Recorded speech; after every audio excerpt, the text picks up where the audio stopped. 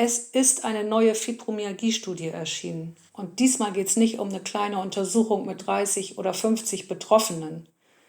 Dafür wurden genetische Daten von mehr als 2,5 Millionen Menschen zusammengeführt. Und die Forscher haben dabei 26 auffällige Bereiche im Erbgut gefunden. Und besonders viele Hinweise führen zum Nervensystem. Ja, das klingt erstmal nach einer richtig großen Sache. Eine neue Behandlung gibt es dadurch aber noch nicht. Und deshalb stellt sich natürlich die Frage, was bringt uns das überhaupt? Ich selbst lebe ja seit Jahrzehnten mit Fibromyalgie und ich weiß, wie sehr man nach etwas sucht, das einem wirklich hilft. Aber was ist mit dieser Studie? Hilft uns die weiter? Ich schaue jetzt mit dir, was die Forscher da eigentlich gefunden haben, was das für Fibromyalgie bedeutet, was es vielleicht verändern könnte und was man aus dieser Studie eben noch nicht ableiten kann. Und ich erkläre das so, dass man auch ohne medizinisches Fachwissen mitkommt. Für die Studie haben die Forscher bereits vorhandene genetische Daten aus 11 großen Untersuchungen zusammengeführt. Und darunter waren knapp 55.000 Menschen mit einer Fibromyalgie-Diagnose und eben eine sehr große Vergleichsgruppe. Und dann haben sie vereinfacht gesagt nachgeguckt, gibt es kleine Unterschiede im Erbgut, die bei Menschen mit Fibromyalgie häufiger vorkommen als bei Menschen ohne Fibromyalgie-Diagnose. Denn unser Erbgut ist ja nicht bei jedem Menschen gleich. Es gibt viele kleine Abweichungen und viele davon haben für sich genommen keine spürbaren Folgen. Manche können aber dazu beitragen, dass das Risiko für bestimmte Erkrankungen ein bisschen höher oder niedriger ist. Und bei Fibromyalgie haben die Forscher 26 Bereiche gefunden, die auffällig waren. Das heißt jetzt nicht, dass es nun 26 Ursachen für Fibromyalgie gibt, die sie da gefunden haben. Und das heißt auch nicht, dass jeder Mensch mit dieser Veränderung Fibromyalgie bekommt. Ich würde es eher so bezeichnen als 26 Spuren und jede einzelne Spur sagt noch nicht besonders viel aus. Aber wenn man sich anschaut, wohin viele dieser Spuren führen, dann wird es interessant und darauf gehe ich gleich noch genauer ein. Erstmal stellt sich die Frage, wenn solche Spuren im Erbgut liegen, heißt das dann, dass Fibromyalgie vererbt wird?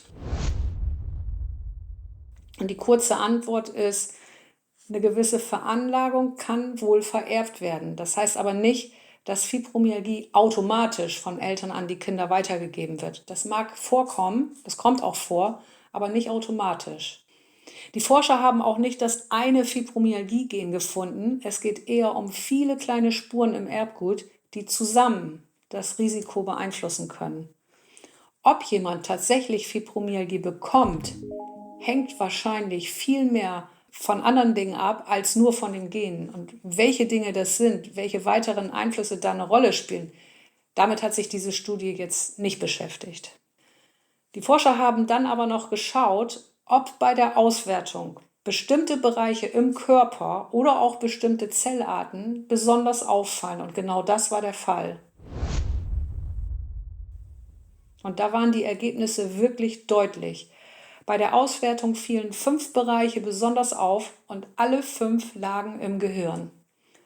Und dann haben die Forscher ihre Ergebnisse noch verglichen mit vorhandenen Daten aus Untersuchungen an Mäusen. Und dabei wurden 119 verschiedene Zellarten betrachtet und 13 davon fielen besonders auf. 12 waren Nervenzellen und die 13. war nervenzellähnlich.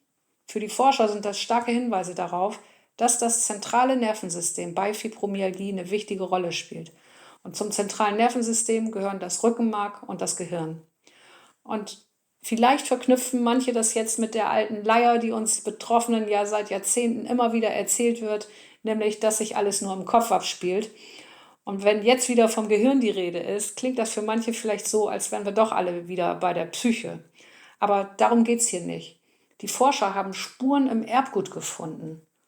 Und solche Spuren, die kann man sich nicht einbilden oder so. Hier geht es wirklich um biologische Zusammenhänge im Körper, die nachgewiesen sind. Trotzdem würde ich jetzt nicht sagen, Fibromyalgie entsteht im Gehirn. Die Studie zeigt einen deutlichen genetischen Zusammenhang mit dem Nervensystem. Aber sie hat weder den einen Ort noch die eine Ursache der Fibromyalgie gefunden.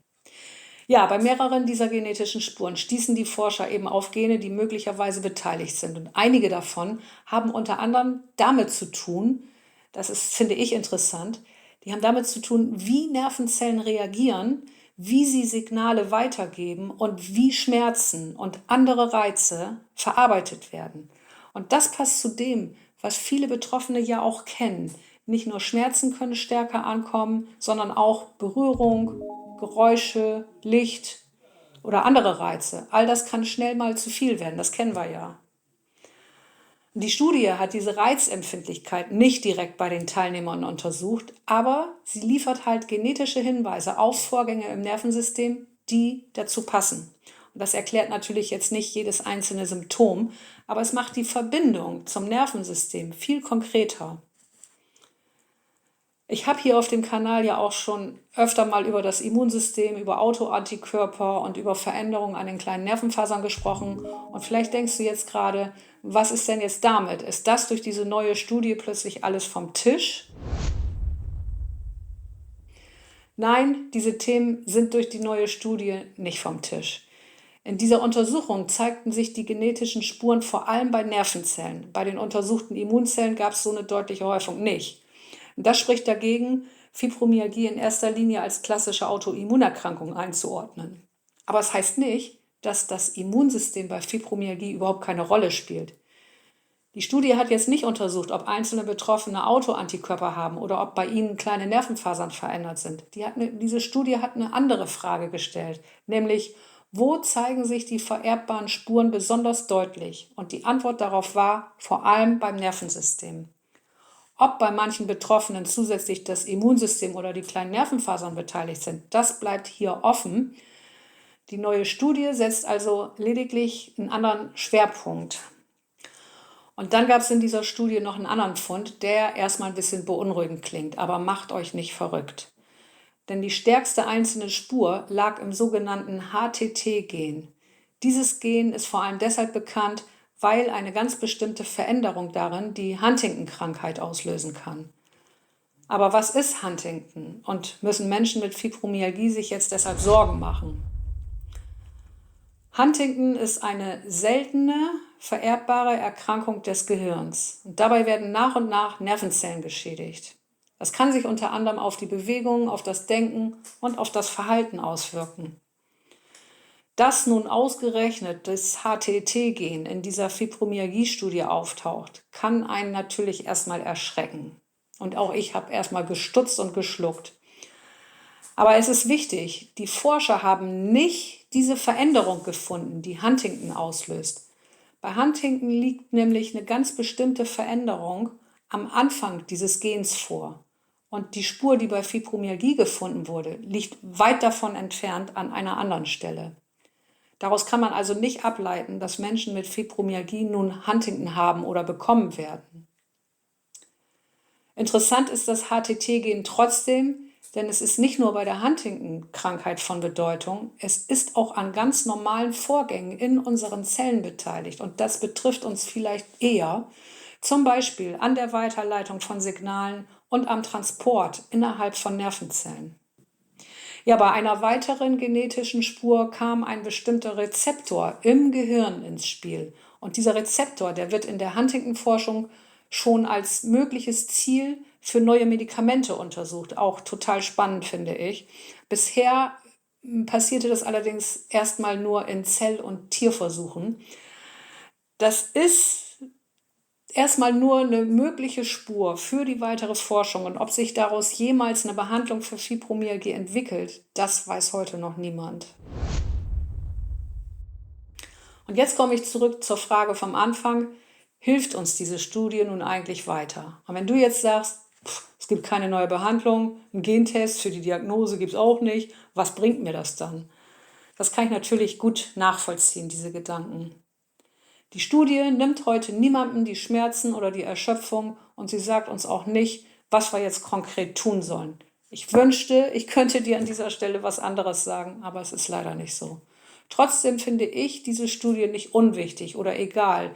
Die kann uns beim nächsten Arztbesuch zum Beispiel helfen, denn sie gibt uns eine ganz starke wissenschaftliche Grundlage an die Hand. Wer also weiter behauptet, Fibromyalgie wäre nur Einbildung, eine Modeerscheinung oder nur ein psychisches Problem, der ignoriert in meinen Augen damit die Fakten und ist, ich muss es einfach immer wieder sagen, ist nicht auf dem aktuellen Stand. Und das würde ich auch einem Arzt sagen, wenn er mir heute noch damit kommen würde. Diese Studie, die ist einfach zu groß und die Ergebnisse, die sind zu deutlich, als dass man die einfach als zur Seite schieben könnte, auch nicht als Arzt. So sehe ich das. Natürlich gibt es auch noch viele offene Fragen, das ist klar, aber die Studie hilft auch der weiteren Forschung. Denn die Forscher haben jetzt konkretere Spuren, an denen sie weiterarbeiten können. Sie können bestimmte Vorgänge in Nervenzellen und einzelne Gene genauer untersuchen und prüfen, ob sich daraus vielleicht neue Behandlungsmöglichkeiten entwickeln lassen.